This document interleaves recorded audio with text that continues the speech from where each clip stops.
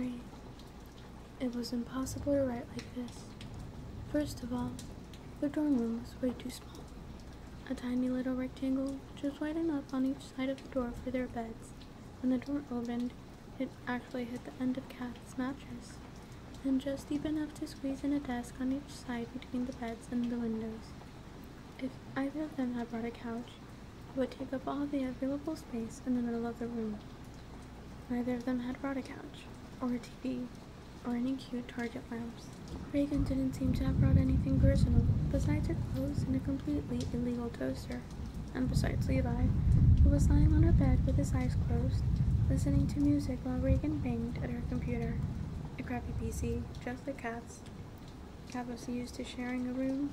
She'd always shared a room with Ren, but their room at home was almost 3 times as big as this one, and Ren didn't take up nearly as much space as Reagan did. Figurative space. Head space. Ren didn't feel like company.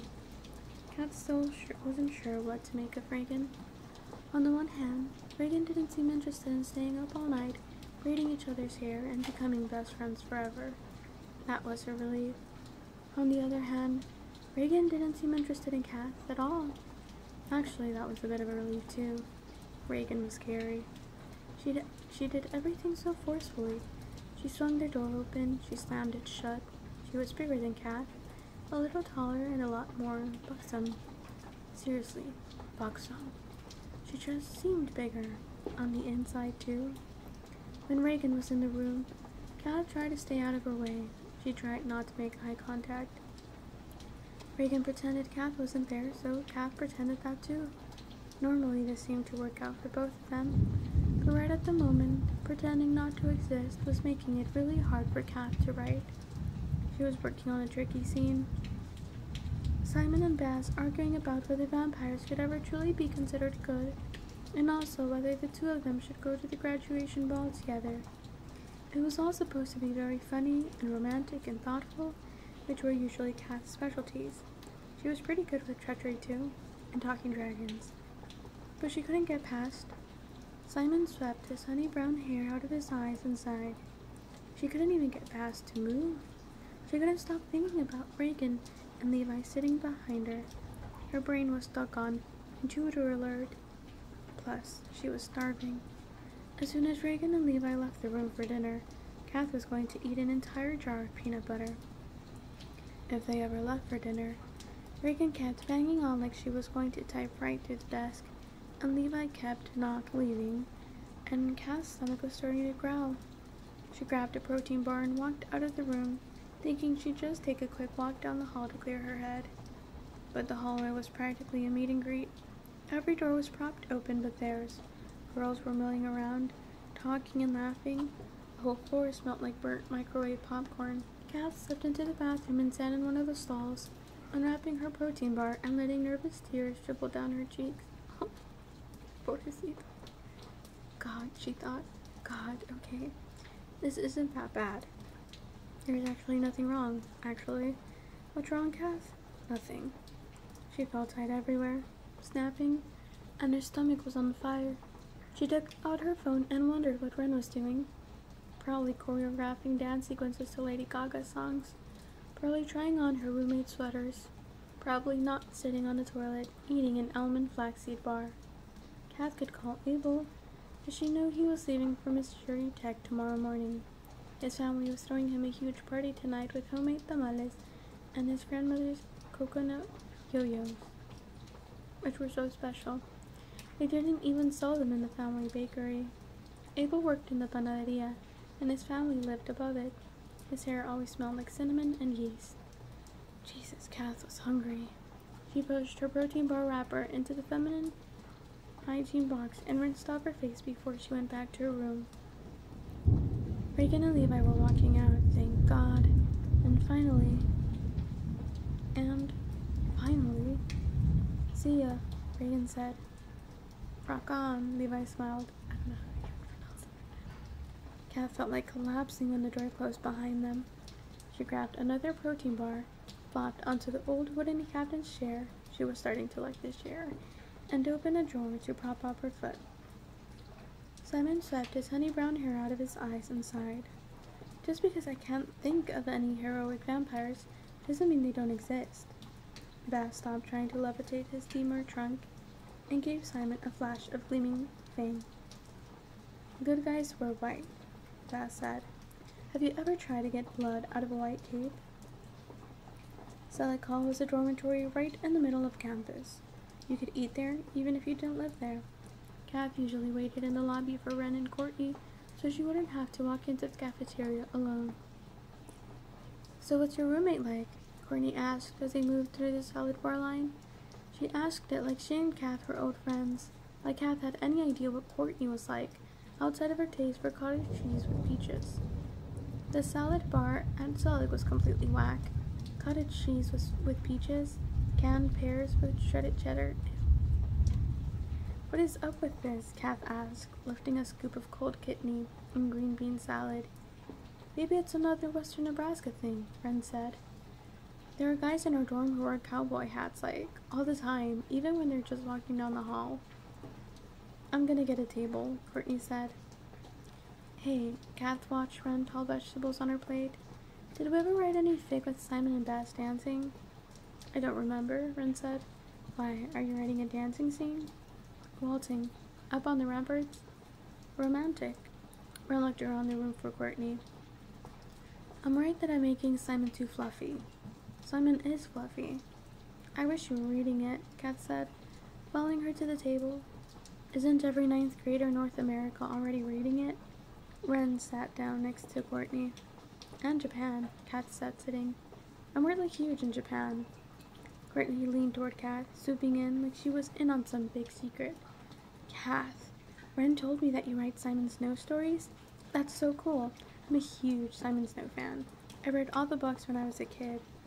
Kath unwrapped her sandwich skeptically. They're not over, Kath said. Courtney took a bite of her cottage cheese, not catching the correction. I mean, Kath said, the books aren't over. Book 8 doesn't come out until next year.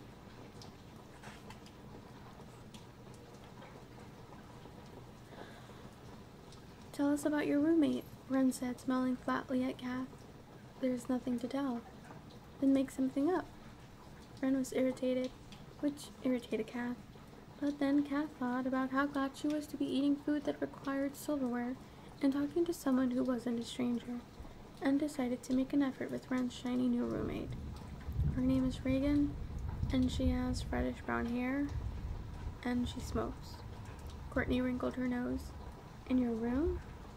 She hasn't really been in the room much. Ren looked suspicious. You haven't talked? We've said hello, Kath said. I've talked to her boyfriend a little. What's your boyfriend like? Ren asked. I don't know. Tall? Well, it's only been a few days. I'm sure you'll get to know her. Then Ren changed the subject to something that happened at some party she and Courtney had gone to. They'd only been living together 2 weeks, and already they had a slew of inside jokes that went right over Kath's head. Kath ate her turkey sandwich and 2 servings of french fries, and shoved a second sandwich into her bag when Ren wasn't paying attention. Reagan finally stayed in the room that night. Levi did not, thank God. She went to bed while Kath was still typing. Is the light bothering you? Kath asked, pointing at the lamp built into her desk. I could turn it off. It's fine, Reagan said.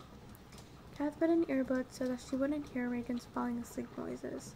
Breathing, sheets brushing, bed creaking. How can she just fall asleep like that with a stranger in the room? Kath wondered. Kath left the earbuds in when she finally crawled into her own bed and pulled the comforter up high over her head.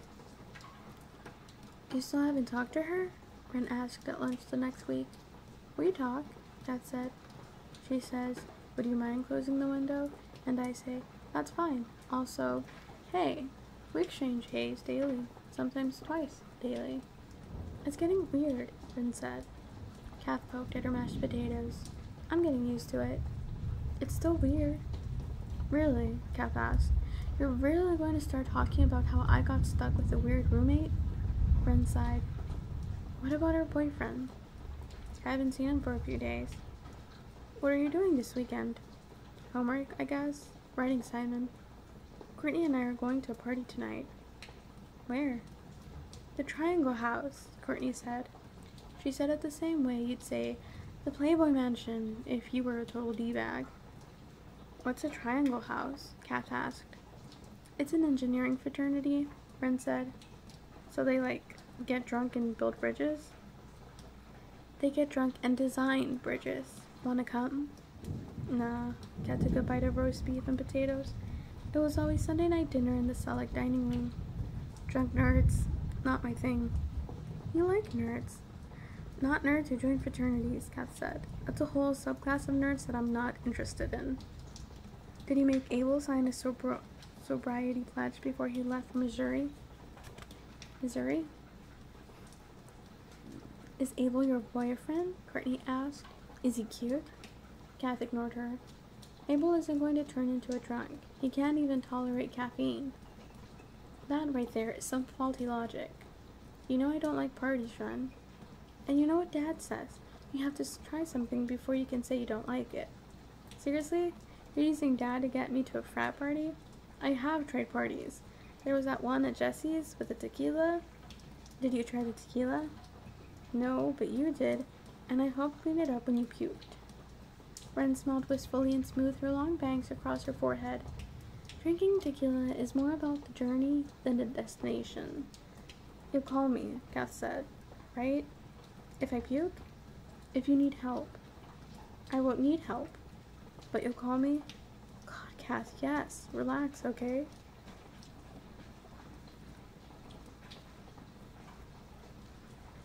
But sir, Simon pushed, do I have to be his roommate every year until we leave Watford?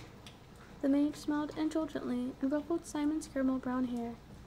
Being matched with your roommate is a sacred tradition at Watford. His voice was gentle but firm.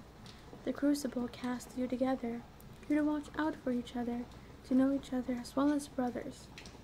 Yeah, but sir, Simon shuffled in his chair. The Crucible must have made a mistake. My roommate's a complete git. He might even be evil. Last week, someone spelled my laptop closed, and I know it was him. He practically cackled. The mage gave his beard a few solemn strokes. It was short and pointed and just covered his chin. The Crucible cast you together, Simon. You're meant to watch out for him. From Chapter 3, Simon Snow and the Second Serpent. Copyright 2003 by Gemma D. Leslie. Like I said, fairly short.